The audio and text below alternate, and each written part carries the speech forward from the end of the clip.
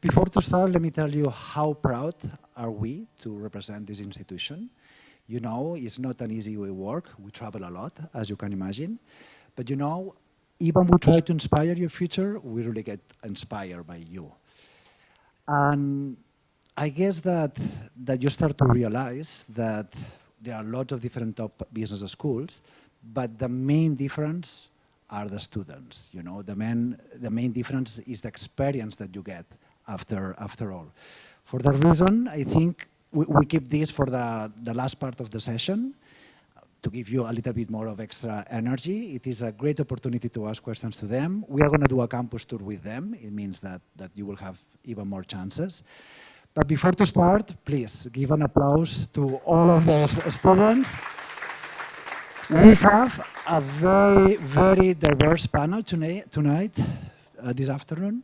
We have 8 people, we have 8 nationalities from the different MSCs. And I will start with one question to all of them, and then we will open the, okay. Then we will start with the Q&A. Then we will start with Eduardo from Italy. Hi, everybody. Coming from Bocconi, studying the Master in International Management and SEMS. And the first question is obvious. Why ESADE, and why did you come from Italy here? Okay, first of all, I was honestly really happy about my experience in Milan. The only thing is that that was a really theoretical... No? Okay. This one? Sure. Can you hear me now? Great. So my first background was very approach to theory, very much theoretical approach, and I knew that in order to have to take it to the next step and to the next level for my graduate studies, I needed to do something more practical, and this is what actually astonished me more about the teaching method at ESADE, because it's all about cases, it's case-based a lot, discussion is very important. And so I was looking for something to put in practice what I already did on a theoretical level in Milan. Then I recognized the brand of ESADE. That's something really good to add to your CV, and it's a solid brand because it's been really high in the rankings in pretty much the whole period, the whole life of ESADE. And honestly, even the city was a pretty important factor in deciding to come here, because actually the city is a really big part. You guys will want to enjoy at best. And it's a big part of it. Thank you. Thank you,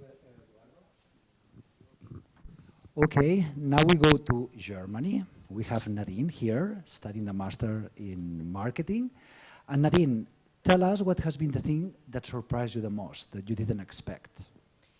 So actually, like I saw in the videos before, some things have already been mentioned. What surprised me the most was the level of diversity in respect to a lot of things. First of all, like the backgrounds of the people here is really diverse in terms of their career or what they did before, where they lived, how they grew up, nationalities. Like in marketing, we're I think 23 different nationalities from Philippines, Lebanon, Venezuela, like a lot of different countries, and it's really interesting because whenever we have a case that actually concerning a country, we get really like insights from the students. Yeah, and what he mentioned as well, like, is a really practical approach. I mean, I studied at a business school before, so it was really like practical in a way, but here we have a lot of interaction, for example, like with companies. For example, in my case, we in brand management, we had like a big project together with a company where we got like a real challenge. In my case, like every team got, for example, got a company, and my team was working with Volkswagen, and we got a challenge from the marketing director of Spain, Volkswagen, and we're working together, and that was really insightful. Okay, thanks for sharing. Then we have Carl from Sweden, studying the Master in Finance, and I would love to ask, what do you think that sets ESADE apart from other business schools? So thank you, Nadine. I'd say that kind of on the same tone that the previous two speakers here started on, the student body here is really something unique. And at least for me, I can't say I attended any other master at any other business school, but when doing my research and looking at the different alternatives, I think something that really stood out at ESADE and really probably was the biggest value add for me was the student body and the very international experience that we have here. I think the exposure you get to the Spanish business environment and to Spanish students is large, but still the percentage of Spanish students here is quite low, and at the same time we have so many other nationalities, so you really get a super diverse mix of students, which really adds a lot of value. And secondly, with the student body here, people that come here, I think, have a really open-minded type of attitude. So people tend to really interact a lot. You get to know a lot of your fellow students really well. And this is something which I think was really valuable for me. And secondly, I think also has been mentioned here, the very practical approach that ESADE has to teaching is something that really attracted me. It's maybe more of an MBA style of teaching, which you don't get perhaps as much at other European business schools. So I think this case-based approach with a lot of group work and also a lot of real live case-based teaching is something that's quite unique to ESADE as well. Okay. Let me add that Carl was in your position last year. He attended the open day, right? Okay, now we go with Shu Ming from Taiwan, actually studying the Master in International Management. And I would love to know, how did you decide which city to study abroad? Okay, so at the beginning, I decided to study in Europe in general, but I was looking for different business schools in different cities. And then I decided Barcelona and ESADE and Barcelona in particular, because I think for me, one of the most important factors is that the life quality is really, really high in Barcelona. First of all, you have so many different activities to do, no matter, well, today is not a typical day in Barcelona, but normally it's very sunny, very warm, mountains, sea, wherever you like to be, and also, you know, food.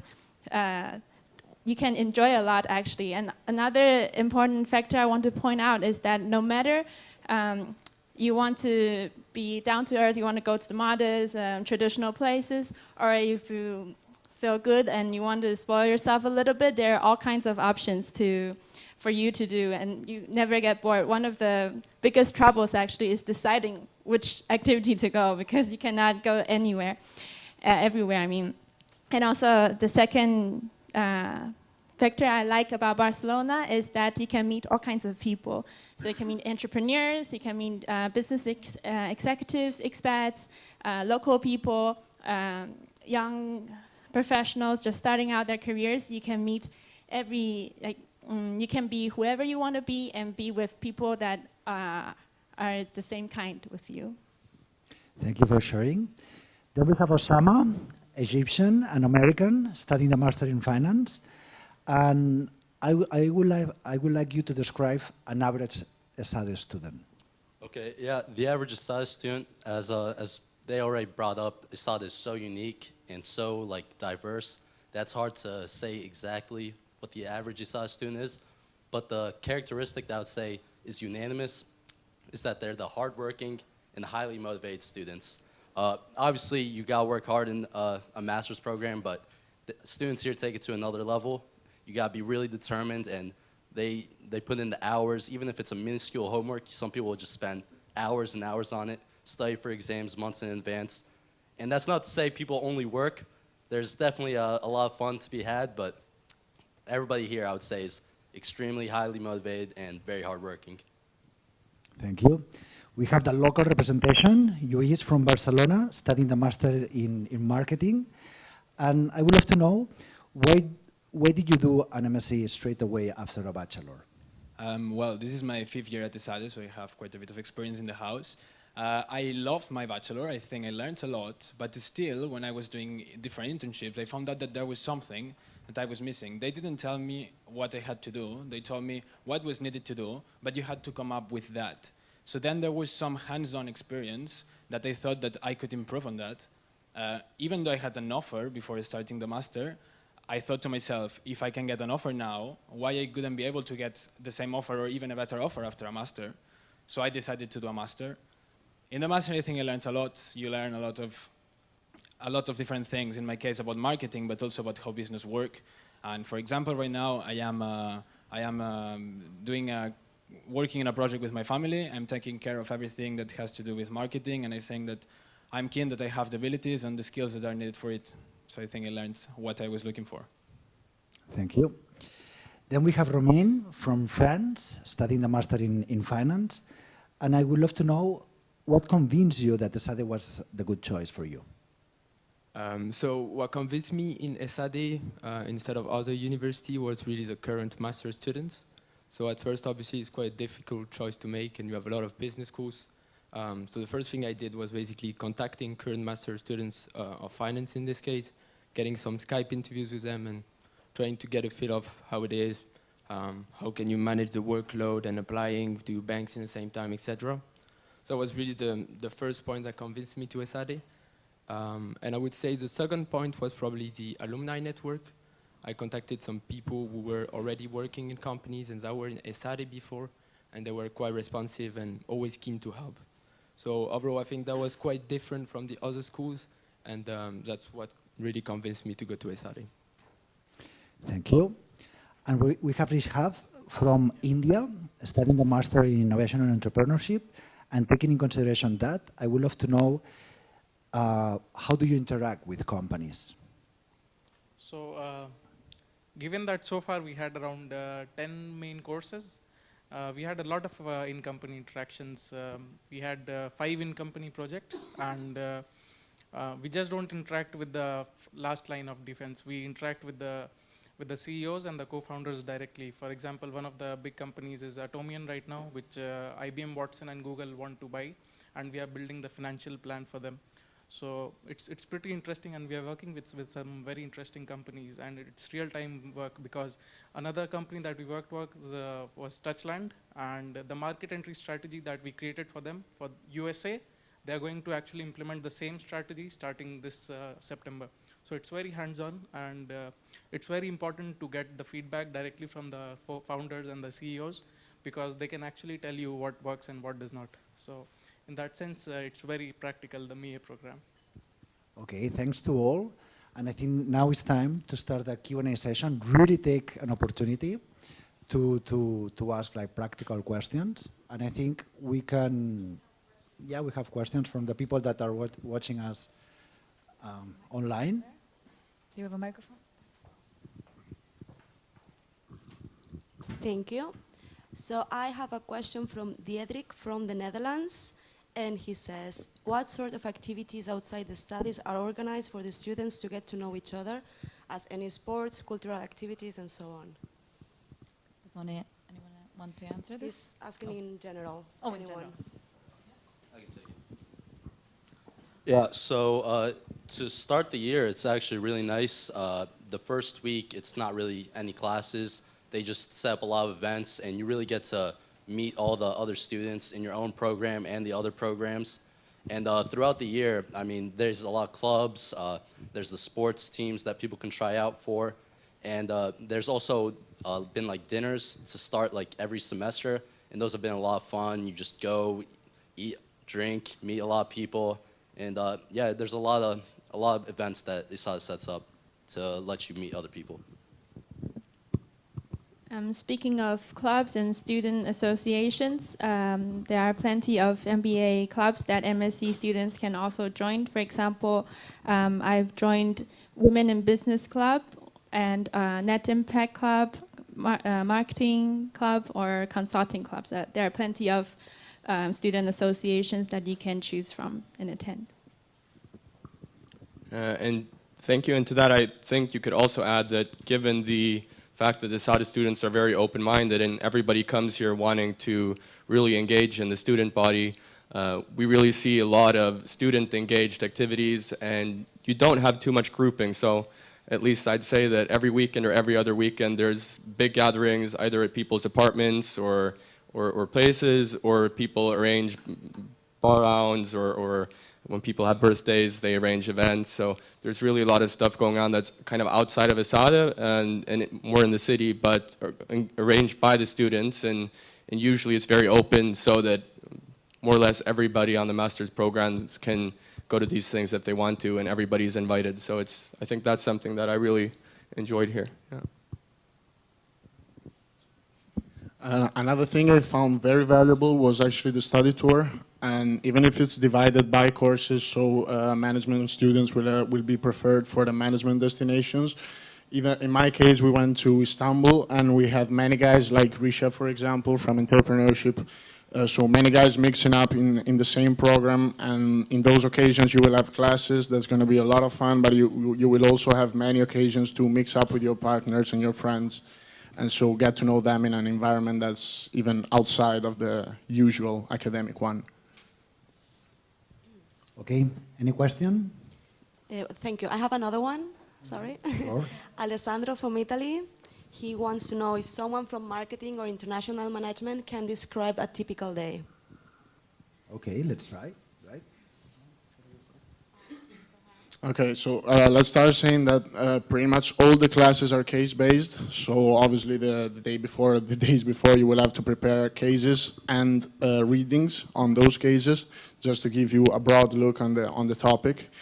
And then the class, just to describe a class, would be mainly discussion among students and the professor, but it also happened many, many times that the professor just launched a topic, a general topic, and then the discussion went on, and just the student following the flow of the discussion among themselves.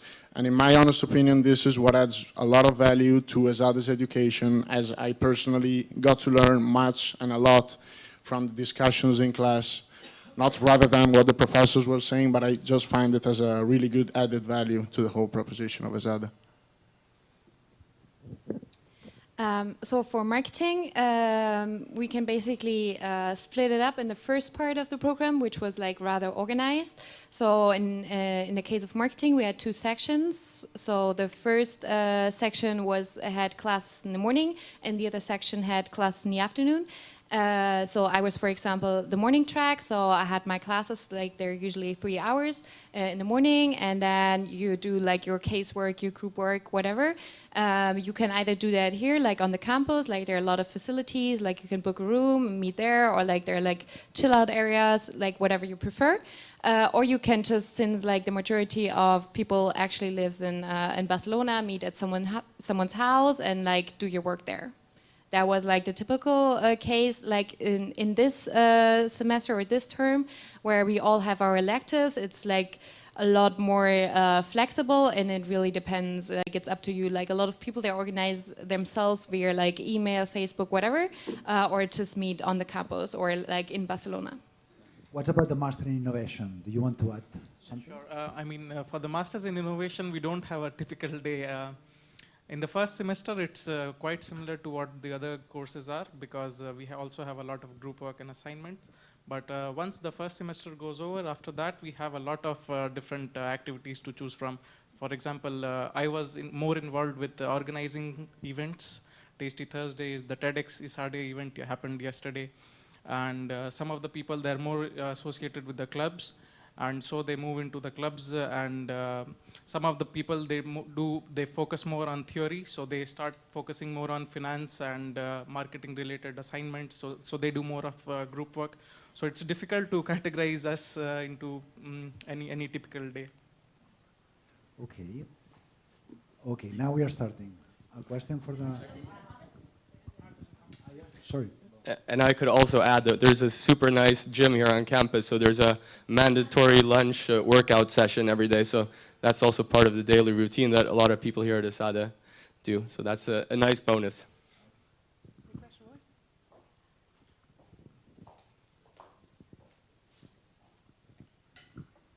I mean, you're mostly foreign students. For those of you who don't have any Spanish experience, who started studying Spanish here, did you have success? Was it possible to learn Spanish?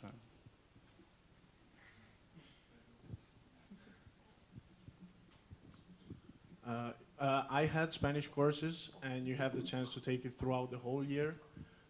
In the first 2 terms, actually in the whole year, there's going to be 2 classes a week, 3 hours each. And I was actually in the same class as Nadine, so we shared the experience together, and I can tell you that the classes were actually very small. And we got the chance to work. We actually split the classes in half every time, and the first hour and a half was about grammar and developing actually really grammar skills, while the second one was just about talking anything that could be up to date and just so conversating. and that's where we took the most value out of it, because actually I think I did pretty good advancements in this year. And I would strongly suggest it to anybody just for this approach that's even more about conversating. That's, in my opinion, how you really get to know a language, rather than studying grammar, writing, like that. I studied in Argentina during my undergrad, so like I knew some Spanish, but it's basically up to you. Like it's totally possible to live here without knowing any Spanish. Like first of all, like here, like number one language is always English. And second of all, like a lot of people, they're like from here, they speak, for example, Catalan. So yeah, it's not necessary that all the conversation here is like in Spanish. And usually you speak English on campus, and for me also, like at home, I live with like a French girl, an English girl, and a Russian, so it's always English.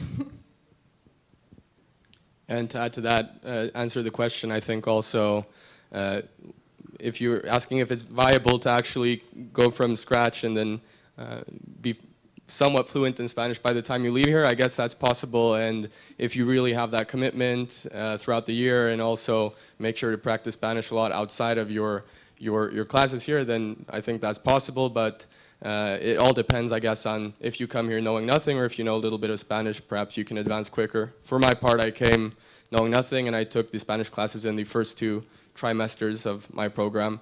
But now in the 3rd one, I decided to keep practicing at home on my own. But I think I'm able to go to restaurants or in the store, communicate properly, but perhaps I'm not fluent. But you can definitely progress, and I think I can understand general conversation and what people are talking about quite well. So. Okay, we have another question. Yeah, thanks for all the info, guys. Just a quick question. I'm assuming that most of you live in Barcelona. Do any of you drive or have a car here? And if you do, is there like a parking lot in the area, or how does that work? Do you guys know? I guess most of the students, they don't own a car. Do you? Depends. I do not own a car, but I used to come with someone who owns a car. So actually parking here in the morning, there are plenty of spots around the campus. Like there are a lot of places where you can park, but if you come a bit later of the time that usually people get in, it may be a bit hard. But ESADE has its own parking. The parking has a discount for students. And I don't know the price right now, but it's not that expensive. Also, there are other parkings that are around campus, so it's not a problem to come by car at all. And usually local students is the option they choose. We will say that almost all of you are commuting, and you have like accommodation nearby the train station. I think that at least this semester, when it's a bit warmer, lots of us rent scooters as well. Most of my friends around here have scooters this semester, and it's substantially cheaper because you don't have to pay for parking in the city, you don't have to pay for parking out here, and it's also a bit more efficient in the traffic. If you get stuck in a long line, usually you can get by a little bit quicker with a scooter as well, so that's a good solution. Actually, like I have a car, but I left in Germany because it's absolutely not necessary. Like actually, like public transportation is pretty good here. So, and it's the fastest, and in fact. Coming back to the scooters, do you rent them here, or yeah? Okay.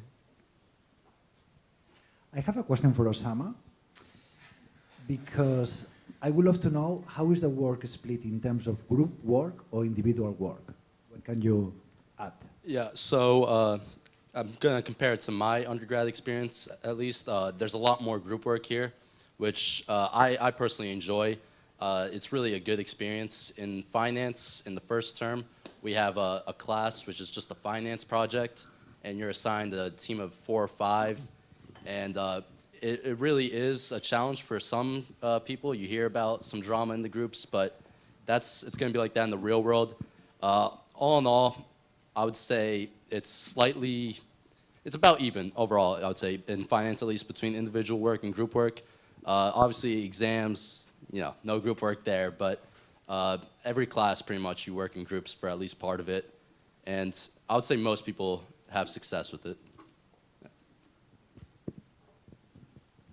More questions? Actually, I have a question that I'm often asked by candidates. It goes, so do you have any interactions between the different programs? Or are you pretty much set with your own finance or MIM? Or do you have any interactions, academically or non-academically? Yeah, so I would say, of course, in my experience at least, most of my interactions with finance, but by no means is it only finance. I live with 2 people in international management. Not a lot of interaction with entrepreneurship, to be honest. I don't really see them around very much, but especially international management, since that's the biggest one. I have a lot of friends there, a few in marketing as well. But yeah, by no means do you only hang out with the people in your own program. Yeah, actually, like I'm living with like someone from innovation and 2 people that they're doing management, so there's interaction. And for example, I went on a study tour that is actually supposed to be for innovation to Bogota, and it was an amazing experience. And I got to know like a lot of like people from the MIE as well, and it was quite cool. Also in the Spanish classes that we just talked about, because the class is much smaller and we have a lot of conversations. So actually I would say that the atmosphere is much like a small, I don't know, like a small family. We talk about a lot of things, our personal travel experiences, our background stories and that. So again, recommending the Spanish classes. It's a really good place, not only for practicing Spanish, but also to know people from other programs. And I also think that it's very much up to you and your what you make out of it. And you, as you heard, you have a lot of different opportunities to meet initially and get to know people on the other programs. And at least in my case, I try and take my weekends and my free time to hang out with people more from the other programs, or at least a pretty even mix. So if you want to integrate across the programs, I think, at least in my case, I more or less hang out evenly with finance or entrepreneurship or management or marketing people. Okay, I have another open question, because I guess that mostly of you are thinking probably to close your application in the coming weeks. And I would love to know, how did you prepare the official interview? You're giving away tips? Go ahead. Well, actually, a lot of people from my undergrad university studied here, so I had a lot of contact. So that was obviously like my first attempt. I talked to, like, actually she was my roommate in my undergrad. She studied here 1 year before, so I talked to her. In the end, like, my interview was totally different, but it gave me some comfort. Yeah, and then I mean, it was actually like it turned out to be like a really casual, really personal, nice conversation, and yeah, and there's nothing to worry about, like. I think the only thing I can say is that you'll probably, depending on who you interview with, have different types of interviews or experiences, but the key thing, and which is maybe quite obvious, is just to know why you would like to choose ESADE in front of other business schools and other options, and what motivates you to want to come here. And I think what you can pick up from what we're talking about here today and the way the experience is here, I think being able to motivate why you want to take part of that is something that's important and will probably help you in your process. My piece of, well, according to my experiences and other alumni's experiences, to be yourself. So don't try to be someone like a CEO, because we're not. We are just young people, probably students or with several years of working experience. So you don't need to pretend yourself to be someone with very high executive level. Just be yourself. Describe yourself. Describe to them what you know, why you want to be here, and perhaps also how your personality fits this culture, how you can contribute to other students. Yeah. But just be sincere, and normally they are very friendly. Don't bite you. All the same. Well, I pretty much would say the same that my colleague said, but I would add something else. Every time I talk to someone at ESADE, like, everyone has a nice story to explain why they are here. So rather than I heard that some people were concerned because they said they didn't come from business, for example. So now if that, they were asking if that could be a problem or not. I could say that's not a problem at all. Like, what is important is that you know why you're here and that you have a story that brought you here and why are you here. Yeah, I mean, I completely agree on this point. If we take it to the finance, for example, a lot of people ask me, do I need finance experience to get into the master? Is it going to be a technical interview, which I was expecting? But actually, you end up being more in a fit interview, and it's really trying to have coherence in your background and where you want to go. So, okay, maybe you didn't study finance, maybe you studied engineering, but you're very clear on why you want to go to finance. So as long as you convey that in the interview, everything should be good. And yeah, overall, I think for my part, it was a very good experience and pretty relaxed. Yeah, I mean, it's mostly what my friend said. And other than this, just one question, which, okay. Other than that, the one question that put me on a blind spot in my interview was... are you going to share one question? Are you sure? Okay, go ahead. Go ahead. Like it was, so I had thought about why I want to go there and what I want to do, but my admissions director, the person who was there, she asked me, so what would the ESADE's role be in where you want to go? And okay, so I said, okay, give me 2 minutes to, because I have to think about it. Because before coming to the interview, I had thought about all angles, from all angles, what could she ask about, and I'd already been grilled for interviews in India, but this is the one question that I had not thought about. So I had not thought about what the exact role of the university is in where I want to be. So this is something that maybe some of you might want to think about before going to your interviews. Okay, guys, we have some time for a few questions. Try to make an impact on us. Come on. A couple of last questions. Okay, we are going to Austria. Special question for Rishav, right? Yeah. Why did you choose innovation and not the international management? So I come from a family background, family business background, and the thing is, before coming to ESADE, I had an interaction with some of the alumni of here. And they all told me that the international management is very case-based and innovation is very hands-on. So this is the kind of person I am. I'm very hands-on practical. I have an engineering background, so this is what I've always wanted to do. I've always wanted to build stuff and be involved in creating things rather than the theory part of it. So if you are looking at getting a job maybe, and then maybe looking at a more case-based approach, then maybe international management. But if you want a more hands-on, real-life experience, I would say go for international innovation, which is why I chose it.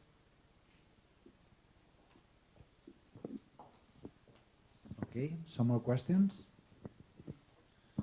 Would you say, sorry, would you say that it's a good preparation as well if you don't want to launch a business, maybe not yet, but you want to work in this area, or? Yeah, like as we discussed before, if you want to get into equity or investment banking, maybe it's not a very good preparation for that. You might need to get into finance. But if you want to get in touch with, because in entrepreneurship, networking is very important. And this is one of the good things about the courses, that you get to meet a lot of people. And instead of giving a strategy, some of the CEOs also gave us tactics. Like the actual things they are doing. For example, one of the guys, they said, whenever you have a person responding to your social media posts, wait for at least 2 hours before responding back. Because in that meantime, maybe someone who is your fan might reply to it, and that will cause a greater impact than one of your team members replying on the post. So this is just a tactic that I've kept with myself, and whenever we make a post. So it's good in that sense that it's a very good preparation for the entrepreneurship world to be in this course. Okay, let's go to Sebastian. Hey guys, just a question about the pre-program, because that's something I'm just considering doing, and for finance. Have any of you done that for finance? And was there added value in that? And what was your kind of overall experience? Yeah, so I did the pre-program and I found it quite good. So you start really from the basics. So I already studied finance before, but I thought it was always a good way to refresh the memories. And it's also, if you want to get into investment banking, for example, you need to start apply early. And I found that going on campus the earliest possible for this pre-program was a good way to get serious quickly and really get your mind around applying. And you can also start meeting the people from career services earlier on. And also it's a good way to actually meet people from the Master of Finance before the real classes start. So overall, I would actually quite recommend it. Yeah, I would agree with most of that. So I come from an econ background, and the pre-program, or at least for us, it was set up, I think, in 3 different parts. So like the first part was like if you have absolutely no business experience, you need to do it. After that, though, I found it very helpful. I actually had the flu for the 2nd week, so I can't speak on that part. But as he said, also, is a great opportunity to meet the people you're going to be studying with throughout the year. Like the people I met there, I'm still really, really good friends with them. And it's also nice for me, at least when I was settling into Barcelona. I don't think I could have handled having real classes at that point because I was still figuring out where I was going to live and all that. So it's like a good intermediary between classes and getting adjusted, getting ready for the real classes. Okay, let me make a small clarification regarding the pre-program in finance. There is a small change from last year to this year. The pre-program is targeted to candidates or incoming students who don't have an academic background in business administration or related fields. Okay, normally it's for engineers, people with an undergrad in mathematics, biology, things like that. Last year, all students were invited to the pre-program, and some of them had a background in finance, economics, accounting, and they enrolled in the program. Most of them enjoyed it. But this year, the difference is that we are really targeting this pre-program for non-business management profiles. One of the reasons is a suggestion that came from students in this program because it was kind of unbalanced, the level of the academics in the pre-program. Those who had this background felt that maybe it wasn't, as appealing as for those who didn't have the background in management. So this year, to attend the classes on campus, will be only invited those who don't have a background in management, or maybe those who have a background in economics and their classes are too economics related. People who didn't have any classes in finance, for example, derivatives, corporate, or things like that, okay? But the students who have a background in management will have access online to all the materials, right? So you will not be invited, if you want, to attend the classes on campus, but you will be able to follow the pre-program online. Okay, so that's a small difference compared to last year, and this change is mainly due to some suggestions that came from participants in the pre-program last year and the year before.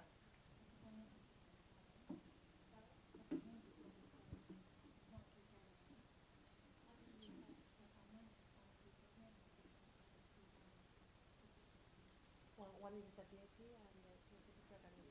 Okay. Well, what I think Mary is trying to tell me is that, so for finance, we speak about the pre-program in finance. That's how internally we know it and how it's going to be communicated. Then, for Master International Management, Marketing and Innovation Entrepreneurship, we have what we call the business integration path, right? This is also a pre-program. The starting date is the same for the pre-program in finance and the BIP, right?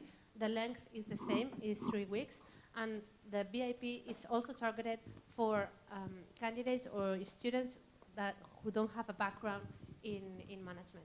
But for marketing, international management, and innovation entrepreneurship, the contents of the BIP is the same, okay? And then we have another pre-programming finance, and the content is exclusive and very different and only targeted for the finance program, okay? Seems clear?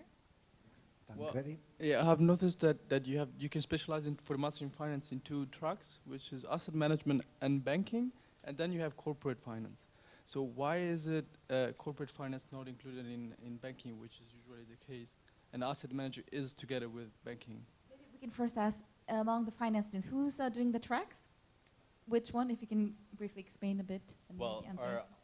I'm actually not, I did for the second semester of the track, but I'm not doing, so to do the track you need to do the 2 classes in the second semester, and then I think 3 of your classes in the third semester has to be a part of the track, so I'm not doing it this semester, but I did the asset management and banking classes in the second one.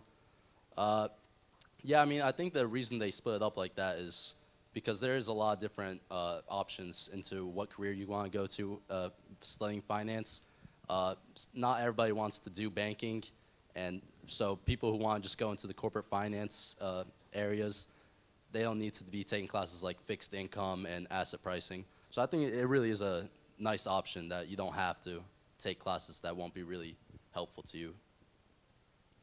I'd say generally, I think you were asking, right, why corporate finance wouldn't be included in banking, because you're thinking that in banking, corporate finance is also a key field, right?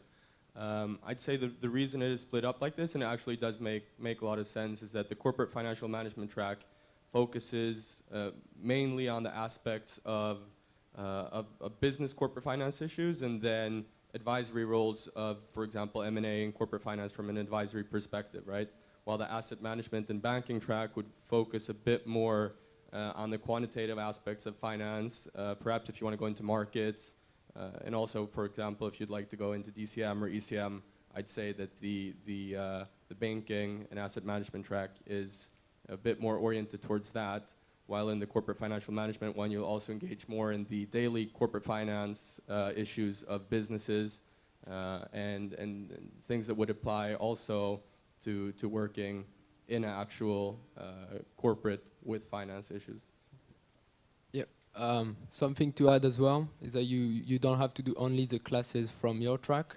So for example, I'm doing the corporate finance track, but I'm also taking some courses from asset management and banking track, such as venture capital, private equity, or real estate finance. So you can really tailor your master as you want. This story of track is really to specialize a bit more. And I think maybe the banking name is probably not so appropriate for the second track. For me, from my perspective, it's more corporate finance and markets. So it's 2 different tracks.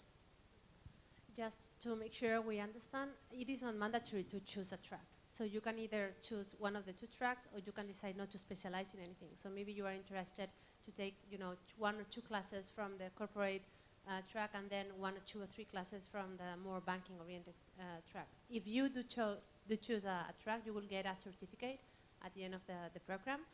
If you decide to choose a mix of classes, core classes, and electives, you will not get a specific certificate, but it's a choice. You don't have to. It happens the same with marketing. Isamoy and then Jeroen this morning were telling you about the clusters specialization and the functional area specializations for marketing. That's also a choice. If you decide to take any of these paths, you will get a certificate at the end. But if you are not interested to concentrate or to specialize in any specific sector or area in marketing, you don't have to. These are options that we are offering you to focus on a specific area of interest. Okay, any more questions? No? Any of you want to add? Here we have just one.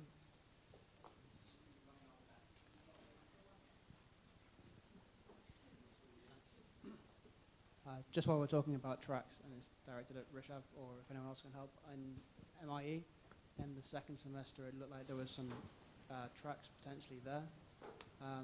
But is it the case that it's mandatory again, or is it just a case that you can choose a selected track if you want to specialize?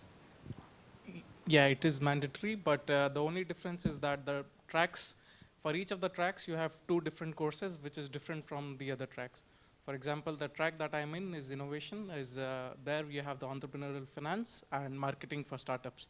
These are the 2 courses that you get if you choose this track. Similarly, for the other 2 tracks, you have 2 courses per track. Depending on whichever course you're interested in and whichever track you're interested in, you can choose it. It's mandatory. Come on, nobody is asking about Barcelona. I can't believe that.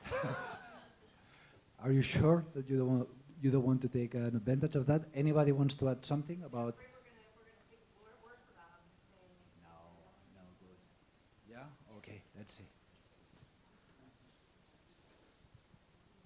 some of you guys mentioned living with, you know, guys in your class. So I was just wondering, how did you go about doing that? And how far in advance did you do that before starting the course?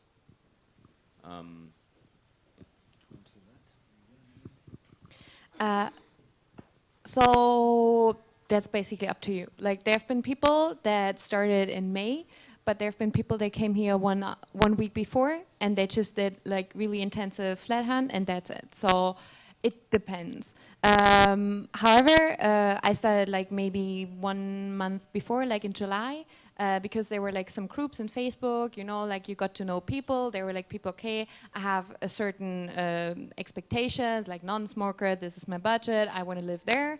And then like there were just like groups. Some of them, they met up for like a weekend in Barcelona to like look for a flat together. Or I just like did it via Facebook. I just arrived there and I trusted the my future roommate. So like it's totally up to you.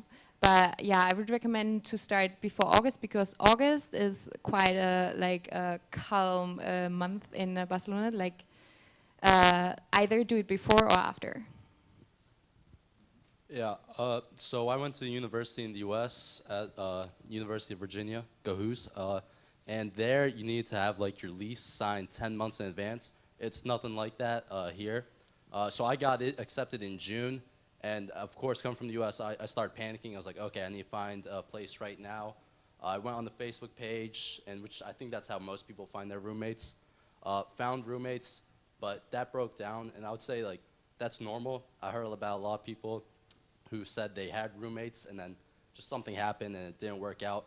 So I found a new set of roommates like end of August, and then we were able to find an apartment after we came here. I was just staying at a hostel, but there's really not a huge time pressure. But like she was saying, if you are able to come in August, you will be able to get the best apartments, so that would be good. And the one thing I would stress is don't just get an apartment judging from online. Make sure somebody sees it in person. Also, actually, before I came here last August, 2 years ago, I came here in Barcelona, and comparing these two experiences, I really, well, maybe because this time I was unluckier, but last time I started to look for a flat before mid of August, and I was able to find a flat pretty easily. But this time I started to actively look for a flat at the end of August, and it was such a nightmare. So yeah, just try to find a flat at least before mid of August. And also the same, make sure you or one of the flatmates sees it. Have at least one friend who got, well, there are some false flat landlord. So don't wire any money before you get the key, I would suggest. One more question. I think it should be the last one. Except for the Facebook page, do you have some kind of ESADE platform for students to pass their apartments from year to year?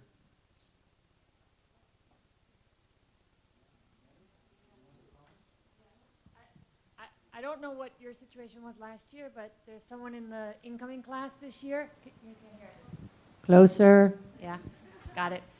There's someone in the incoming class this year that set up a Google Doc and has shared that Google Doc with the previous class, so that if people have apartments available, they're also posting that in the same doc to be shared with the next generation of students.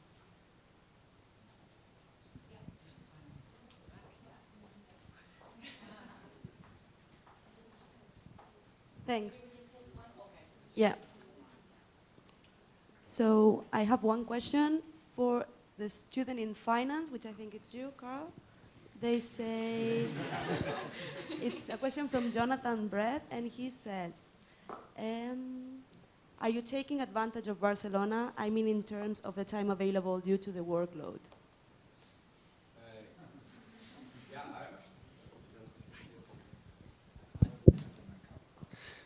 Yeah, I would say that you do, in the first semester, you have a little bit more to do, and you have maybe an extra large amount of group work, so that takes more time. But I would say that I had a pretty rich student life, and I think that I found a lot of time to do fun things. I mean, the weekends are always, there are always a lot of things to do, and there are always things going on, so usually you'll have your weekends full. And then in the first semester during the weekdays, perhaps you'll be more here at ESADE, but as you get into your second and your third semester, and also the weather starts getting better, you spend a lot more time doing other fun things as well. So I think there's a pretty good balance, and I think maybe even more than at other business schools at ESADE, you have a very rich student life aside from your studies as well. So, yeah.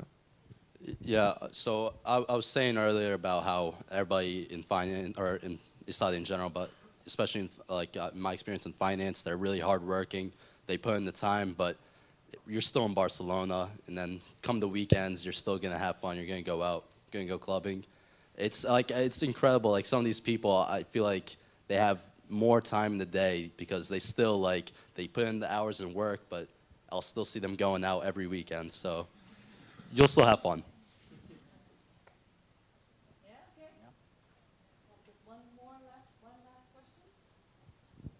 No? If not, well, let's give a warm applause to the current students. Thank you, guys. And I'm sure that if we have more questions, you guys don't mind, yeah?